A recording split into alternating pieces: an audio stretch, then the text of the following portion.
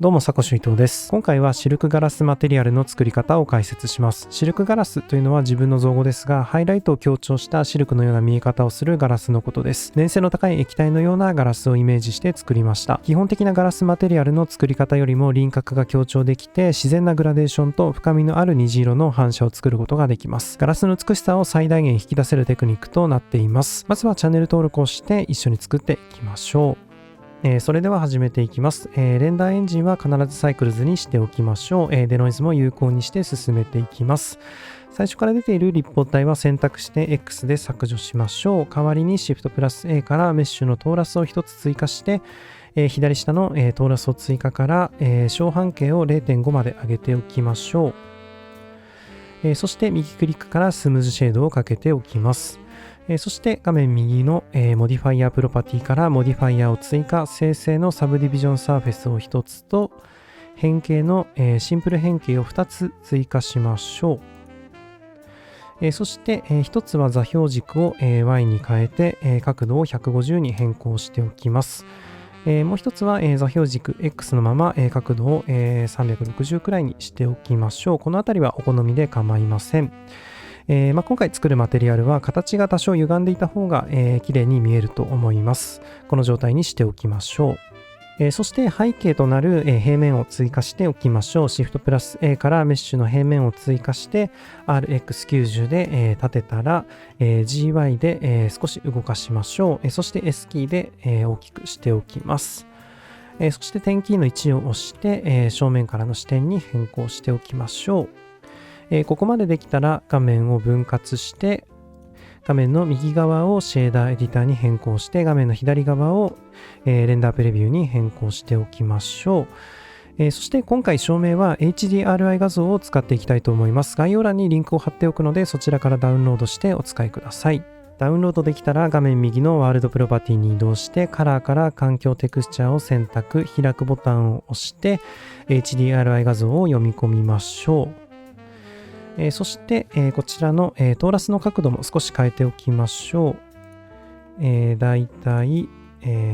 こんな感じに変更しておきましょう。こんな感じにしておきます。オーバーレイの表示もオフにしておきましょう。そしてトーラスを選択した状態で新規ボタンを押してマテリアルを追加しておきましょう。先に大まかな手順を説明しておくと、最初にガラスが虹色に反射するための下地を作っていきます。その後に通常のガラスシェーダーと組み合わせて自然なガラスの状態を作ります。そして最後に粗さの調整を行います。こんな手順で進めていきます。まずは下地を作っていきましょう。プリンシプル BSDF の粗さを0にして電波を開いてウェイトを1に変更しましょう。そうすると、透明な状態になります。そしてこのベースカラーに複数の色を設定していきましょう。Shift プラス A からカラーランプを追加してカラーとベースカラーをつなぎましょう。リニアから一定に変更してここに色を追加していきたいと思います。まずは、赤を追加しましょう。そしてプラスボタンを押して新たな色を追加したら、次は黄色に変更します。さらに、色を追加して次は白、緑、紫、青、最後が黒、こんな感じにしておきましょう。今複数の色を設定しましたが緑色しか反映されていません。カラーランプのこのバーは、0から1という範囲を視覚的に表しています。一番左が0で一番右が1、真ん中は、0.5 となっています。そして係数が 0.5 の時は 0.5 の位置にある色が反映されます。なので今緑色だけが反映されている状態です。これを、トーラス全体に、色が反映される状態に変更してみましょう。つまり場所によってこの係数が変わる状態にして色が全体に行き渡るようにしたいと思います。Shift プラス A から、レイヤーウェイトノードを追加しましょう。そしてフレネルソケットと係数をつなぎます。レイヤーウェイトのフレネルソケットはカメラの向きと面との角度に応じて0から1までの数値を出力します。レイヤーウェイトをコントロールキーとシフトキーを押しながら選択してみましょう。すると白黒の状態になります。ブレンダーでは黒は0、白は1、中間のグレーは 0. いくつという情報を表しています。カラーランプを挟むと少し分かりやすくなるんですが、このフレネルソケットを使うとカメラの向きと垂直に近い場所ほど、0に近い情報を持つことになり、今、黒く表示されています。逆に側面のようなカメラの向きと平行に近い場所は1に近い情報を持つことになり、白く表示されています。この黒と白と濃淡に応じた0から1までの数値がこのカラーランプの係数に送られることによって場所ごとに異なる色が反映される状態になります。ここまでできたらノードを元に戻しておきましょう。ちょっと説明のため一旦モディファイアをオフにしておきたいと思います。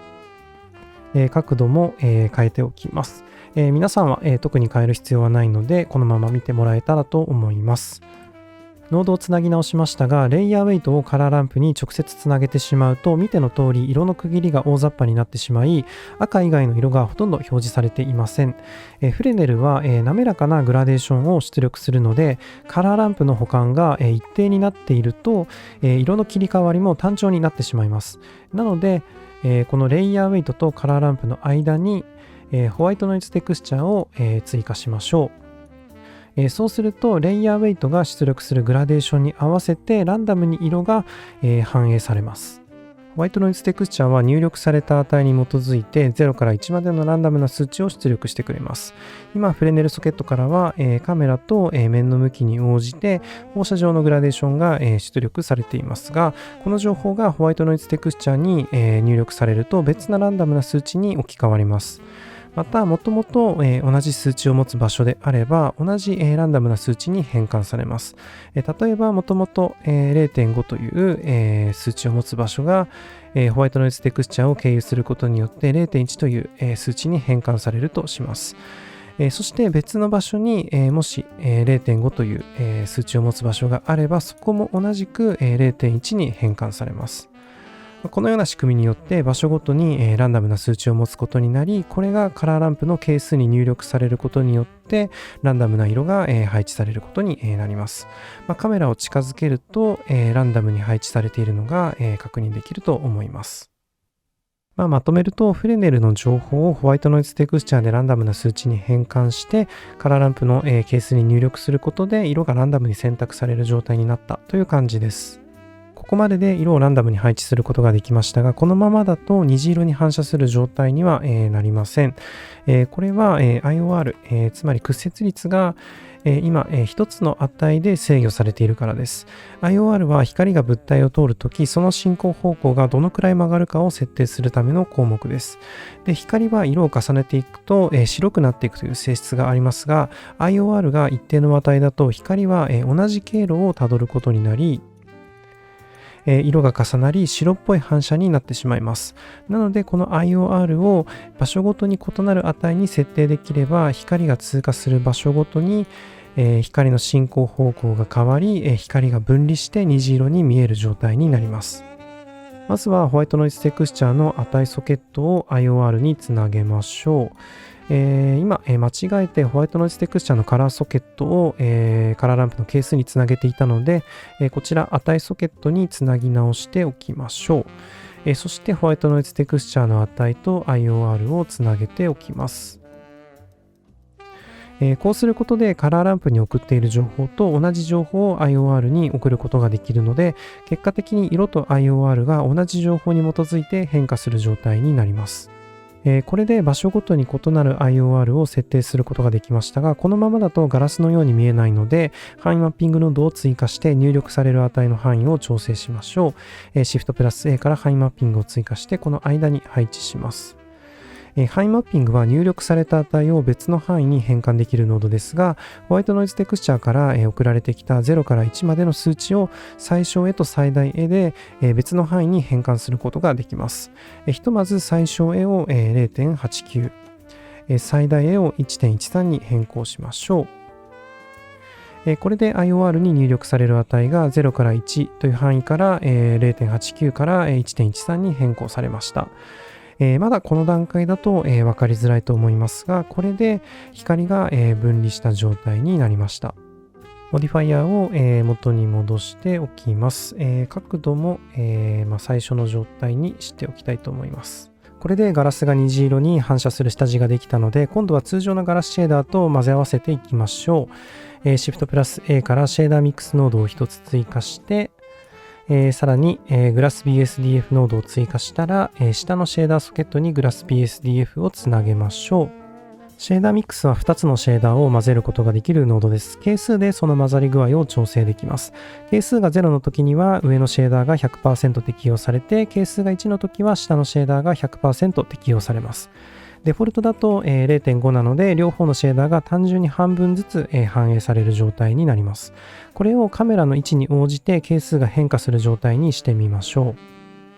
シェーダーミックスの係数にレイヤーウェイトのフレネルソケットをつなげましょう。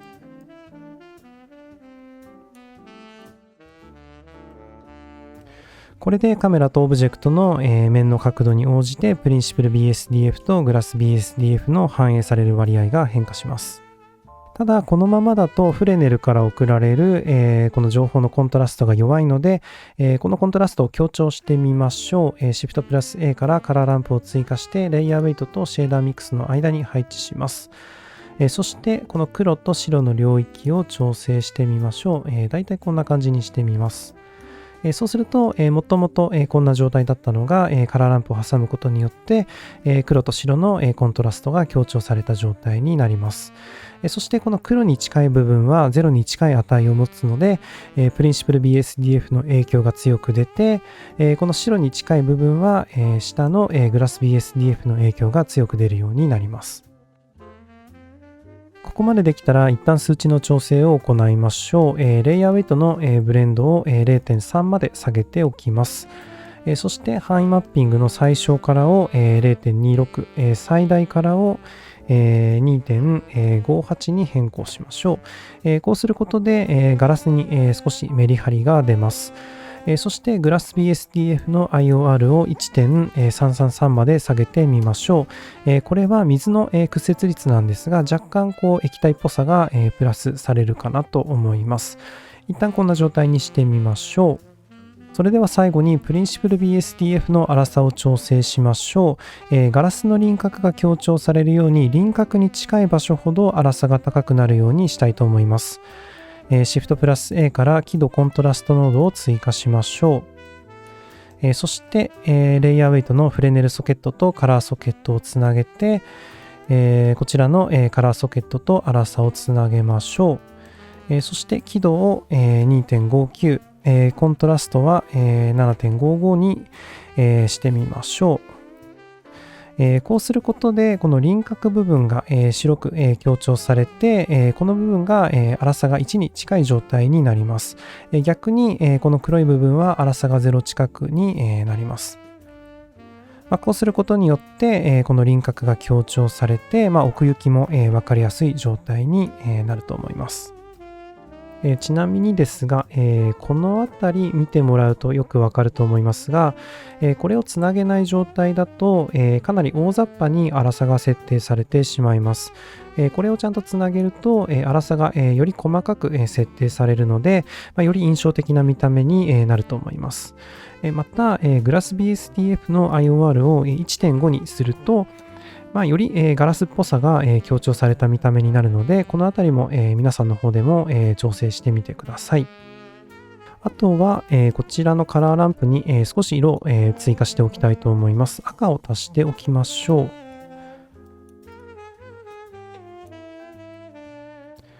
う。そうすると、サムネイルの、状態に、近い見た目になるかなと思います。このあたりの色も、皆さんの方で、調整してみてください。あとはカメラを設定して撮影をしてみましょう。